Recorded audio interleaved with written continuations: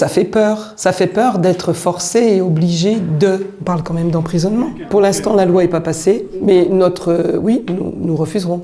Parce que c'est en complète contradiction avec le fait qu'on se bat pour garder de la vie à la vie jusqu'à la fin, et puis d'arriver brutalement à dire aujourd'hui on arrête.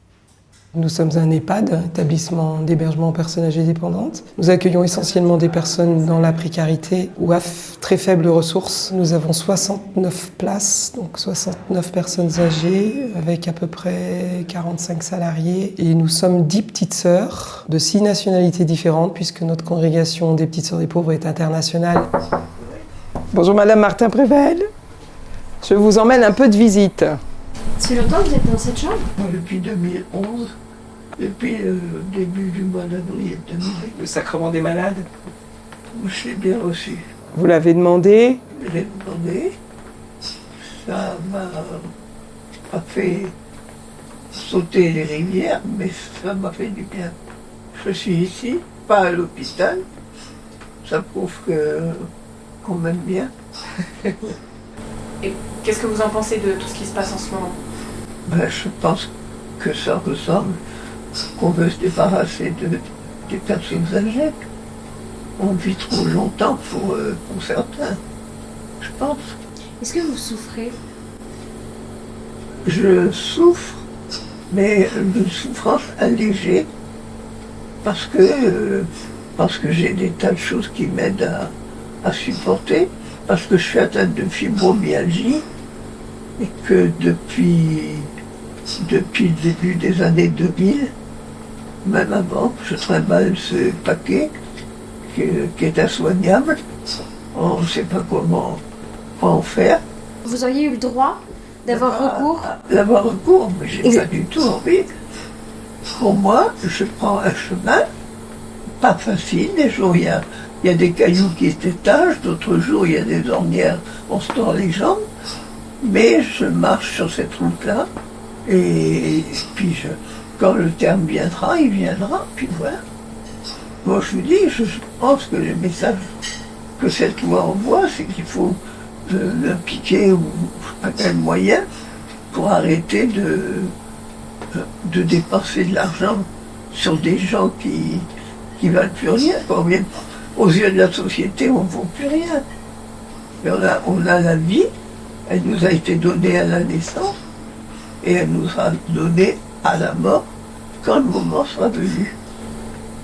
Le palliatif, ça commence presque à l'entrée, dès qu'on fait sa connaissance en fait. On va chez l'habitant, il y a une dame qui a une sorte de sclérose en plaques qui va rentrer dans quelques semaines. Il y a une petite sœur qui est allée avec le médecin. Il y a 2-3 jours, c'est l'ergothérapeute qui est allé pour voir comment on allait prendre en charge à la maison. C'est pas simplement tu rentres à l'entrée avec ta valise et on te met dans cette chambre. C'est tout ce qui est autour. Aujourd'hui, on a tendance à se focaliser sur le mot médical et la partie sociale est extrêmement importante. C'est d'essayer de connaître ses habitudes de vie, connaître ce qu'il aime faire. C'est peut-être simplement aller gratter dans le jardin, éplucher les légumes, plier du linge. C'est qu'ils retrouvent quand ils rentrent des activités. Ça se fait progressivement, mais qu'on soit en capacité de proposer tout un tas de petites activités comme ça, y compris la gestion des médicaments avec les risques que ça peut comporter. Donc c'est de continuer simplement la vie comme elle est. Vous travaillez ce matin? Oui, de l'ail, que de l'ail. Vous avez épluché de l'ail? Un gros bocal. Ça doit sentir dans vos mains alors. Ah. Ce qui nous inquiète d'abord, c'est on a des maisons par exemple en Belgique, donc on sait les dérives que ça entraîne sur les lois sur la fin de vie. On sait très bien que c'est une pente très glissante et une porte ouverte à toujours plus. C'est un entonnoir. Cette loi en France est même pire que celle de la Belgique. C'est du coercitif, mais plus. C'est clair, c'est marqué. C'est 2 ans d'emprisonnement, 30 000 € d'amende. Justement sur cet aspect répréhensif, coercitif et d'amende. Et on parle quand même d'emprisonnement. Le fait de garder notre liberté et une clause de conscience qui fait qu'on ne soit pas obligé de pratiquer l'euthanasie dans nos maisons, parce que c'est en complète contradiction avec ce qu'on appelle les projets d'établissement ou le fait qu'on se bat pour garder de la vie à la vie jusqu'à la fin, et puis d'arriver brutalement à dire aujourd'hui on arrête. Les amendements qu'on a essayé d'alimenter au Sénat, particulièrement cette semaine avec les groupes avec qui on travaille, c'est ça. Pouvoir avoir un amendement pour transférer les résidents s'ils sont en demande, et puis de garder notre liberté vis-à-vis de face. Pour l'instant, la loi n'est pas passée, mais nous refuserons.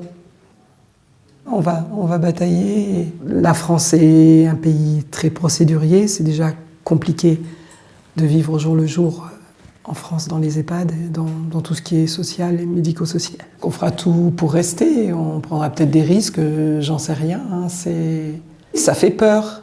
Ça fait peur d'être forcé et obligé de. Donc comment on va réagir? C'est pour ça qu'on se bat. Puis après, on a la foi. Moi, je suis désolée que la France se soit engagée sur cette voie. Et j'espère qu'en tout cas, il y aura la possibilité que l'établissement aura le droit de ne pas appliquer cette loi.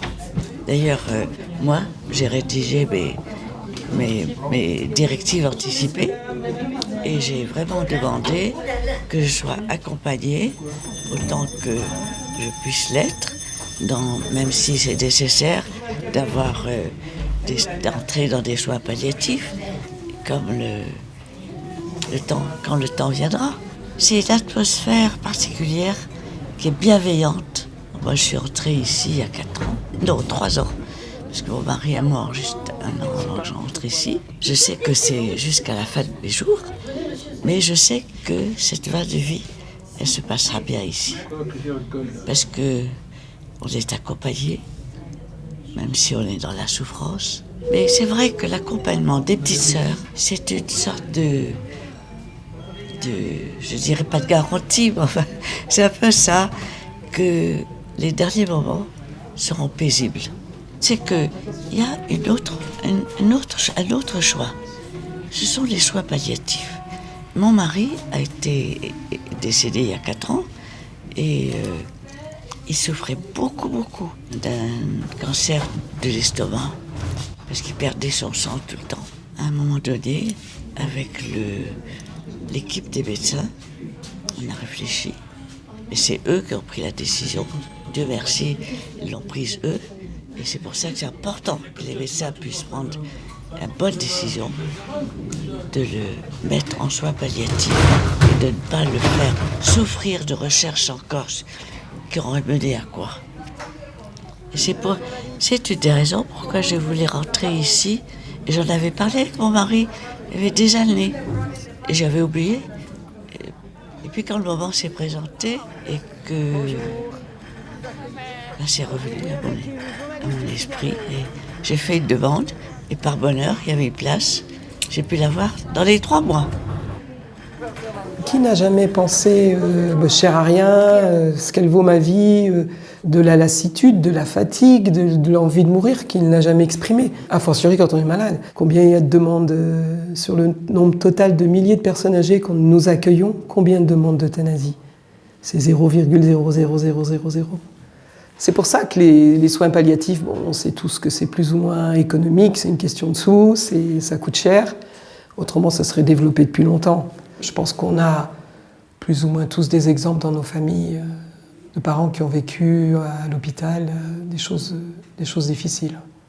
Oui, ça, faut pas l'occulter non plus. Hein. Justement, on est là pour ça, pour rassurer. Il n'y a qu'à voir ce qui se passe à Jeanne-Garnier ou ailleurs. Combien il y en a qui demandent la mort à la fin? Pratiquement plus. C'est pratiquement égal à 0. Je ne veux pas dire qu'on va devenir Astérix, Obélix, le dernier petit village gaulois, mais en tout cas, on les invite. Venez et voyez. Madame Grondin, vos 100 ans, c'est au mois de septembre. Au mois de septembre, oui. Mais oui, au mois de septembre. N'est-ce pas? Cette année, oui. Et ça fait longtemps qu'elle les prépare. Hein. Vous allez faire une fête pour vos 100 ans? Elle va essayer, oui. Elle aimerait bien vivre toujours. Derrière vous, 104 ans cette année. Madame Martinelli, qui vient d'arriver là. C'est la doyenne. Je crois qu'on a 104, 103, 102, 100, plusieurs de 99. Et la particularité, ça, les gens ne se rendent pas compte, mais tous les centenaires, ça marche là. On n'arrive pas si âgé sans la tête. 104 ans. Très bien. 104 ans. Je me tiens comme tous les résidents. Vous avez du courage Parce que et de la force. C'est long quand même. 104, ça fait loin. Voilà. Et les résidents sont très très bien traités, que ce soit dans le repas, dans les soins, dans tout ce qui concerne le médical. On a le temps, voilà. On n'a pas beaucoup de résidents à faire, mais vraiment ça se passe hyper bien. On adore et donner aussi le sourire aux personnes âgées. Voilà. On donne normalement. On peut mettre un peu de vin. Mais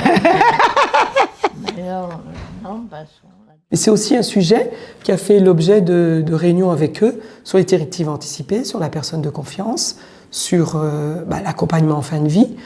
On est capable de mettre ce sujet au cœur de nos échanges avec les personnes âgées. C'est quand même des angoisses et des questions qui se posent, mais on est capable d'en parler ensemble. Vous savez, autrefois, on avait beaucoup de chambres à plusieurs lits. Beaucoup de petites sœurs racontent tous ces exemples de personnes âgées qui ont vu mourir leur voisin.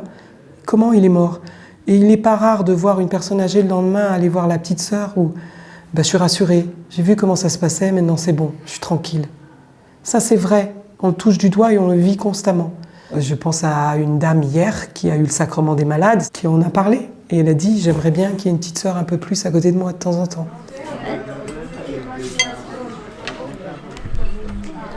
Écoutez, on ne peut pas trouver mieux, hein. Oh non, on est bien. Et bien nourris, il n'y a rien à dire. On est chouchoutés, vous ne vous trouvez pas? Hein? Quand on est tout seul dans sa maison après, on voit le bien-être ailleurs. La qualité de l'accompagnement en fin de vie avec tous ceux qui œuvrent à nos côtés fait que la demande régresse et disparaît complètement 9 fois sur, 99 mois sur 100. Et aujourd'hui, les personnes âgées qui veulent rentrer en maison de retraite ou en EHPAD, c'est plus la maladie ou la dépendance, c'est la solitude, c'est l'insécurité. Ça a changé, hein, ça s'est inversé les critères de demande d'admission aujourd'hui. Je pensais à Fabienne, une petite dame de la rue qui nous a été dirigée par l'Hiver Solidaire, là, qui travaille sur Versailles. Elle est rentrée avec une vie plus que cassée, enfin complètement démolie. Malheureusement, elle a eu un cancer du pancréas, donc elle est partie assez vite. Et je me rappellerai toute ma vie à l'hôpital. Je suis rentrée dans la chambre, elle ne le savait pas. Et elle m'a dit, avec un sourire jusque-là, « J'ai tellement envie de rentrer à la maison. » Elle n'a pas dit « J'ai envie de rentrer chez vous ». Elle n'a pas dit « J'ai envie de rentrer chez les petites sœurs ». Elle a dit « J'ai envie de rentrer à la maison ». Moi, c'est bon.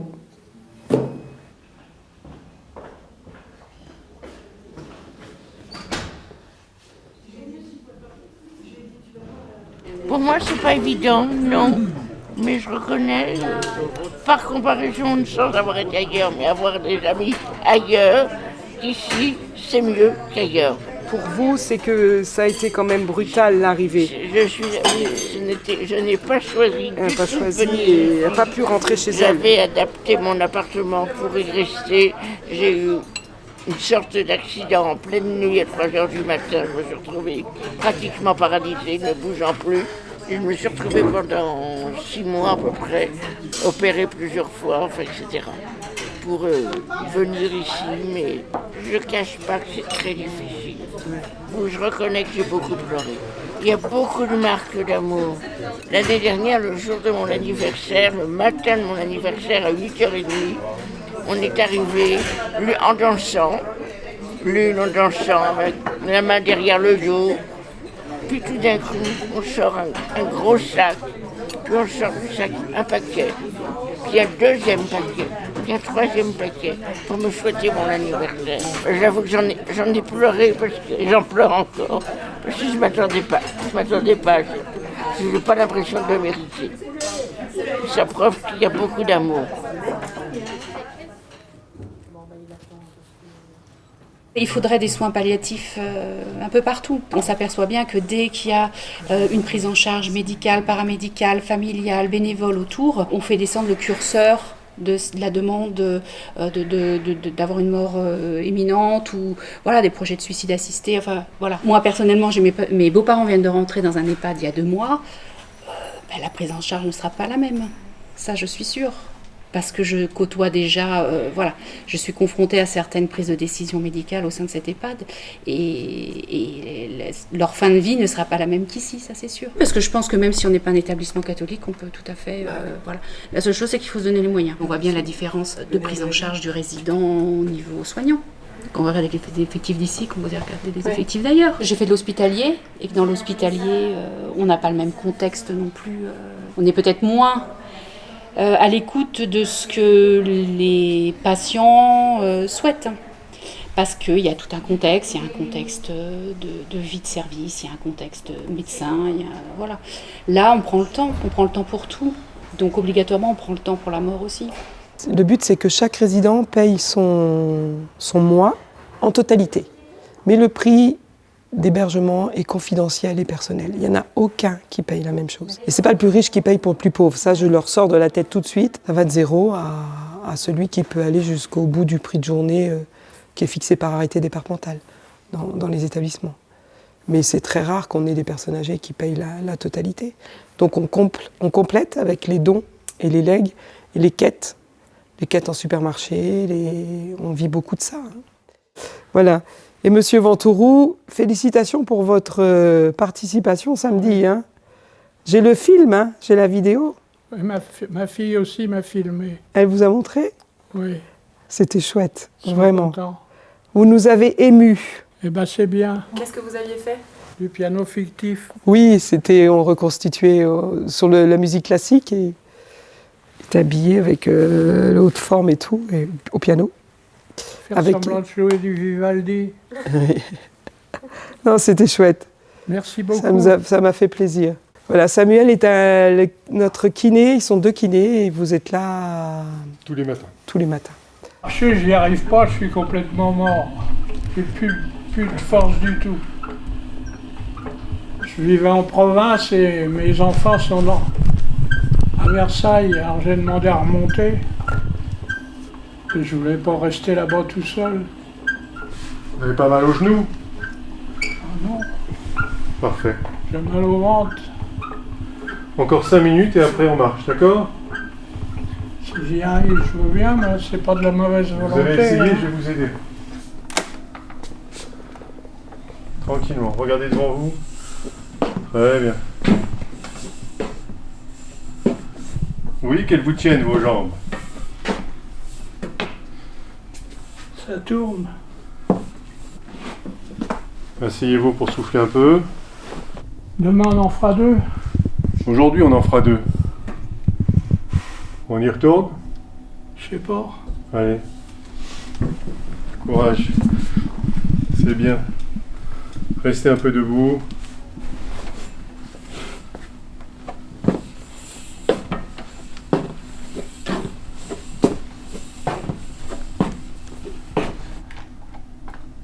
Merci beaucoup. Allez-y.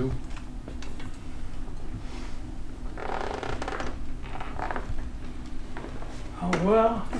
Le sommet de notre vocation de petite sœur, c'est l'accompagnement jusqu'à la fin de vie. H24, 7 jours sur 7, nuit et jour, on se relaie avec les familles. Une petite dame qui vient de partir, là, on a vécu 4 jours extraordinaires avec la famille qui s'est relayée avec nous, mais dans une paix. Mais quand même, c'est ça qui nous... C'est le sommet de notre vocation, ça.